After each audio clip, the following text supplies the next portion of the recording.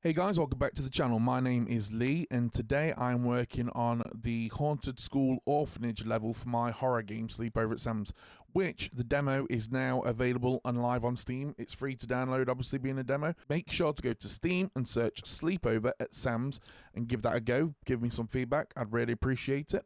But on to this, for the full game, we are currently looking at the school level.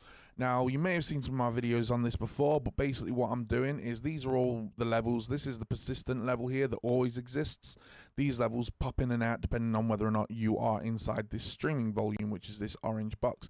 So when you enter this level, everything in here assigned to the school level will become visible and playable, but all of these ones will disappear. That way the game's not rendering in everything all at once, and hopefully that should help make the game better in terms of performance. And because this is an actual game that's going to be sold on Steam and people are going to play it on all kinds of quality machines, we do have to make sure we are paying attention to the performance element of things. I have built several versions of this where the performance is just terrible, and I've had to go back and redo it again, because again, if you've seen any of my other videos, you already know that I am learning as I'm going. So let's get into the video. Now, the idea for this level is, and I am currently on unlit, this is lit, which is why there is, where's the moon gone? Oh damn, the moon's all the way over there. But if we play, press that. Moon's a lot bigger, not sure why it does that, but there you go. So this is what we have at the moment. Obviously not the funnest level you're ever going to play in your life, so we need to decide what we're going to do here. Ignore those, I know what they are. Go back to unlit so we can see what we're doing. And so we basically just have the landscape at the moment, which I think is going to be too big, because again, anything that we don't need, we don't want to be rendering in. So the sensible thing to do is probably trim this off when I know what I don't want. This is the teleport landing section, where there's another part of the game that's already built. You go through essentially a location that teleports you here, and then you carry on with this section. This is just for testing purposes. This is obviously for, scale, but by this point you will have a torch in the game. So when I'm testing this, I just do that, and it's just a nice, easy way of giving my myself the torch so that I can test this section of the game. Right. So what I'm gonna do is kind of map out a little bit. What I'm essentially thinking is I want a school, like a school orphanage, a very old fashioned kind of wooden building is what I'm picturing. Kind of like one classroom for all the kids. I want a kind of driveway that you approach, but less of a driveway, more of a dirt path, and then like trees around the outside that kind of limit the world. So you're basically just going to have to walk up to the building, and most of it's going to be inside the building. I mean, another option is I just build the building and have the teleport come through a door, so you're already in there. Then you don't have to mess around with any of this. But I don't want it to be solely an indoor game, so that's why I'm trying to see if I can get this and balance the performance versus the kind of aesthetics. Now, in terms of the trees, I did have some really nice looking trees that were all affected by the wind and really high resolution textures, and it looked amazing, but it didn't perform so well, so I basically got rid of them. And I've been messing around with some different techniques. I've not found the ones I actually like yet that I can settle on. But for fly over here, this looks awful, but it looks okay when you're in game. Like, it looks good enough when you're in game. Let me quickly show you. If I go here, because you don't go outside on this level, you only see them through the windows. Again, ignore all of that. Play from here. If you look out, it does the job. The other option was just to black out the windows, but I think this works a little bit better. So then we go right. Oh, in fact, no, what I wanted to do, the reason I came over here was to steal some of these. So I'm currently in the school level, but I can select these, which are in the persistent level. And what I'm going to do is basically steal that and make like another little section that I can mess around with.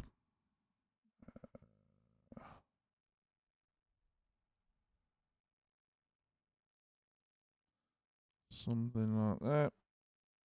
And then where are these? That one. Now this is kind of all experimentation as well, so don't judge too harshly too soon. Something like that. I'm gonna group them, move them out of the way, probably get rid of that one. Too many of that one. Oh, did I not group that one in? Oh, I've probably ungrouped it. Let's have a look. Right, group, regroup. There you go. So now the idea is I'm going to drag them all the way over to the school level, which isn't that one. I think it might be this one. There you go. Click on this, and yeah, this is it. But here you can say selected actors in school level. That's fine. These ones should now also be in the school level. I'm going to lift up, and I'm going to press end to flatten them all out. That gives me a little bit of something to work with. Now, these do look terrible. They're just literally 2D images on a plane. I have added some textures and normal maps to them to make them look slightly less rubbish, but they're still not exactly going to be winning any awards. However, I am trying to use this technique, which is a legitimate technique, along with better looking meshes to try and create a very performant forest. And then I may test out a different option and see what the difference is in performance, and then decide based on that. Because if I could have a much better forest for 2, 3, 4 frames a second less, and you're at 120, 130, then that's fine. Obviously, if you're hovering around 30, 40, and you're losing 5 frames a second or whatever, it might make that difference between playable and not playable. So, you got to be sensible with it. I think this one I'm going to shrink down. Let's just make it smaller. Press end so it's there. Again, going to be dark. It's these are going to be relatively far away. Something to this effect.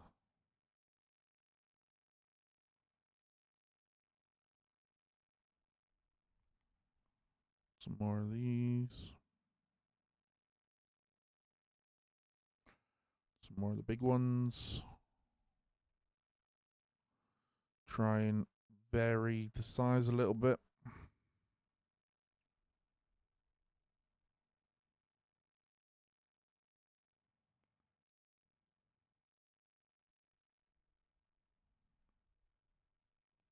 Looks a bit more natural. Obviously, the more time you spend on this, the better it's going to look.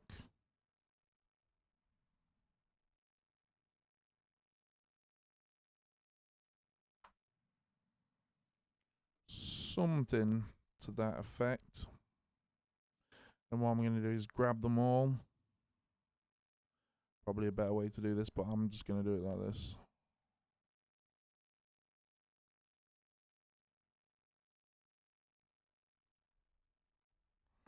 And lift them, and then enter the roll, level, group. And then I've got a group of trees to work with.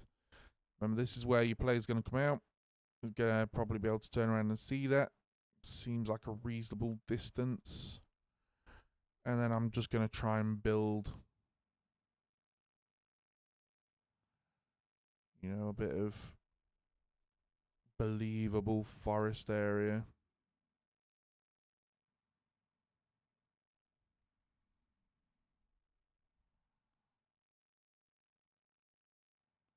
And you can grab a couple of them, or 3 of them. 180 that ish. It's a bit difficult when you can't see them from the other side.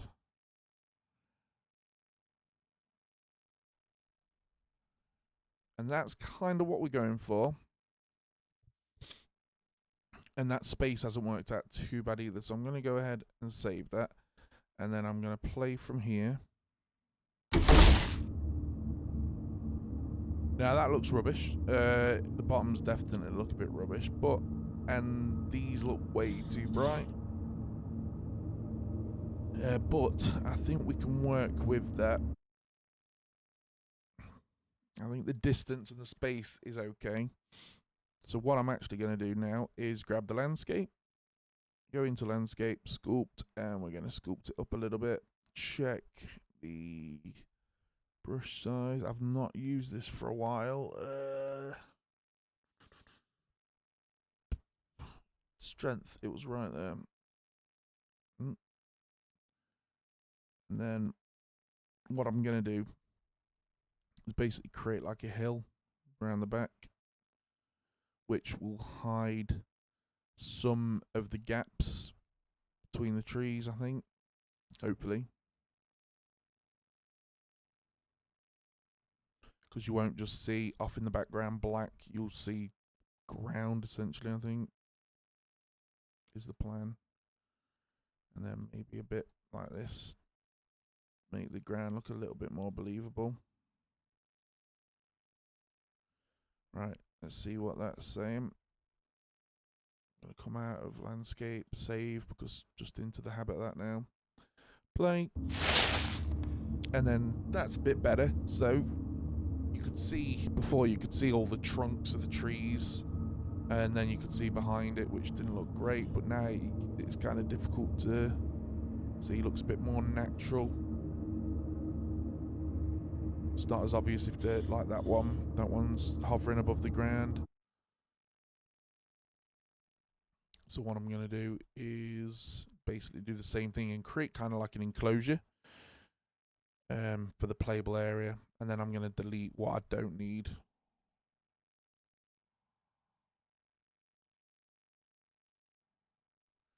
And this is just the beginning.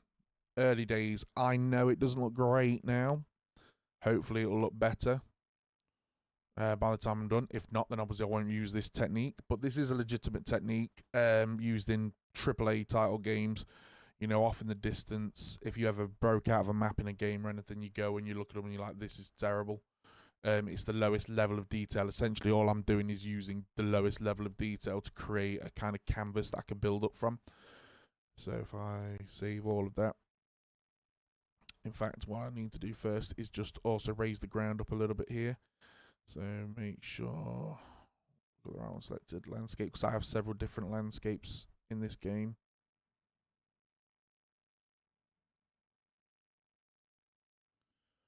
Something like that.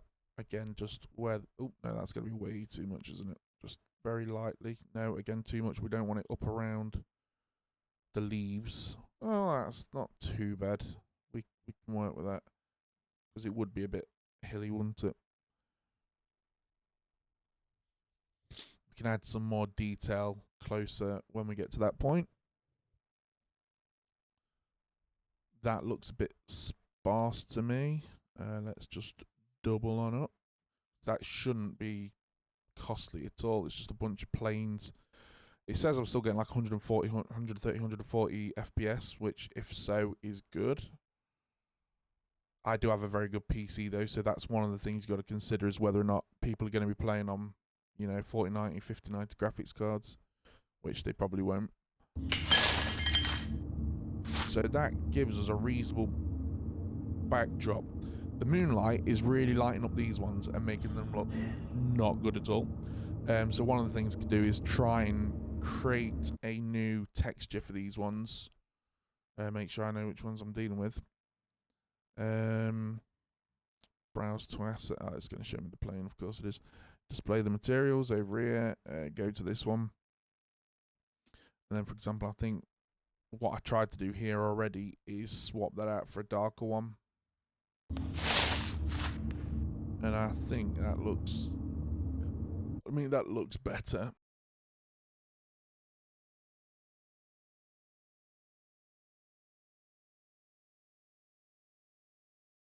Okay, so I've just spent a bit of time changing the tree meshes to darker meshes because the moonlight on these trees were making them look very two-dimensional. So I've now made them all darker, which on these ones has made them very dark, but that's still okay. I think I can work with that. And then these ones now I think look much more appropriate, especially when I then put other trees, better meshes in front, and that's going to create like the background, then a row of low poly trees, but three-dimensional, and then I'm going to have a couple of like high quality trees up front that sell the effect, so to speak. So hopefully, you know, that's the basics of the outdoor scene done. I would love it if they were all blowing around in the wind and add some wind effects and things, but honestly that's just going to be too expensive in terms of performance. Very doable, but in terms of performance, in terms of shipping an actual game to people on multiple PCs, eventually PlayStation and Xbox, even possibly PS4, you got to really consider the whether or not you're going to make different versions for them, and obviously make sure that if you're on PC, you want as many people, if you want the game to be successful, to buy it as possible, and so that it needs to work well on great PCs and not as great PCs. So yeah, you've got to basically strike that balance. Yeah, so now what we're going to do is have a look for what else we've got. And I did find some low poly trees that look decent. I say look decent, that doesn't look great. But if we play here, flashlight. So that does look a bit too bright. Again, I think I have sorted something like that already. I think it's, if I select it, dismiss that, select that, the leaf, go over here, and so I have already created a much darker one.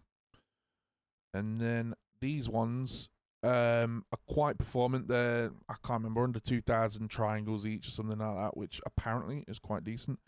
I'm going to do something like that, and then have them kind of over here.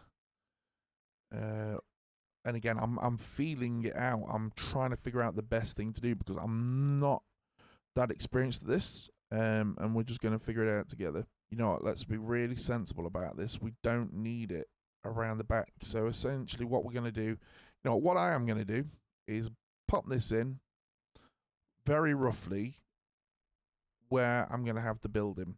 That seems like it should be plenty big enough. Okay, so now that seems okay to me. If you have any windows in here and you're looking out the back, that should be far enough away that they look fine. What I am going to do is shift this back though and see what that's saying. So remember, in the game, this is where on this level you're going to appear. Play. So that looks okay.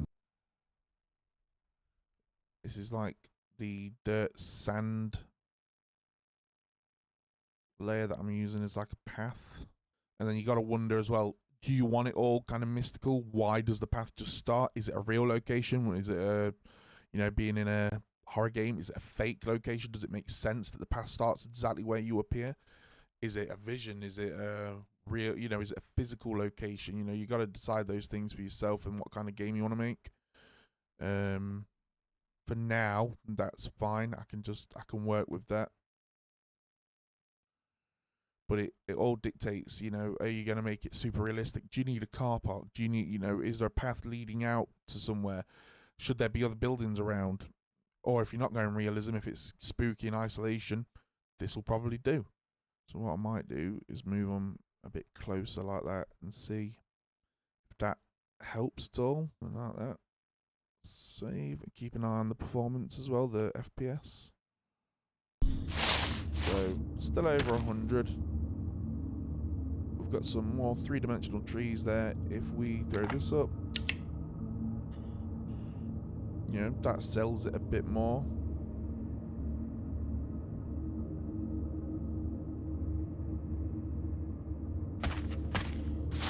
Then maybe what we want to do is add like a little low down fence, or like I say, some hedges or bushes or something. Okay, so I've looked into it and it's not the best in terms of performance, but it's not bad either. And I think if we can make it bigger, we might be able to get away with it. So again, it's whether or not that's too light. It's not quite the artistic look I was going for, but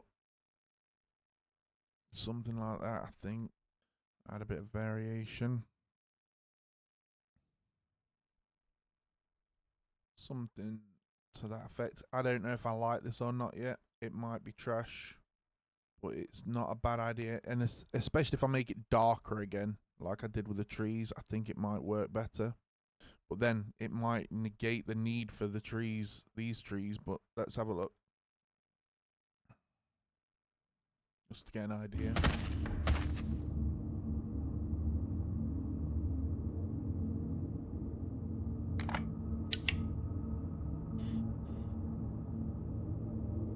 And I wonder if we are going to have them barely see these, so we certainly don't need as many.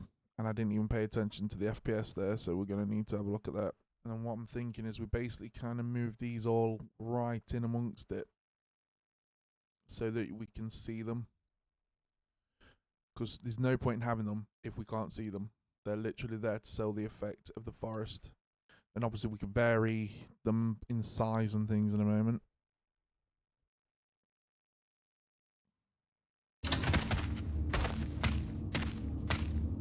Wonder if maybe they're too big.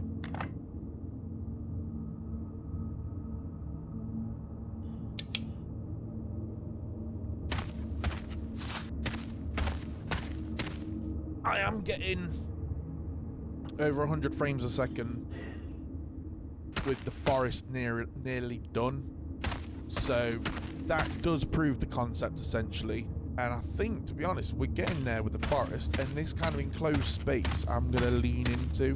But I think, to be honest, that is kind of how I would set up a high performance forest environment.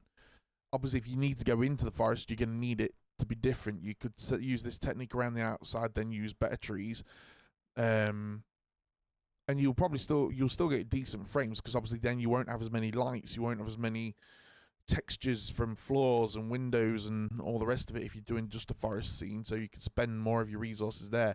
For me, what I need to do is consider that all of these are still going to be there when I'm in this house. But what I could do again is, if I wanted to, if I wasn't going to have windows, or if I was going to use blacked out windows, is have this either as one playable area, then transport once you walk in the door to another playable area like over here, and then don't bother with all this, and then you're not having to load this in, you're just loading in what's inside. Or I could put this in another volume and then have all the stuff built inside that volume, so that when you're outside, none of this is streamed in, and you have to go inside in order for it to stream in. But if you did that, all this would still be streamed in as well. So, you know, it's up to you, really. There's lots of things you could play with like that to do with level streaming. So anyway, I hope that really helped someone out figuring out how to make a high-performance forest environment. Remember to check out Sleep Over at Sam's on Steam. Like, subscribe, comment, please. It really helps. And I will then continue and make another video of this where I'm designing the inside of this and finishing off the level, adding, you know, details, gates, all the rest of it. So if you want to see that, make sure to stick around. Right, thanks again, and I'll see you in the next one. Bye.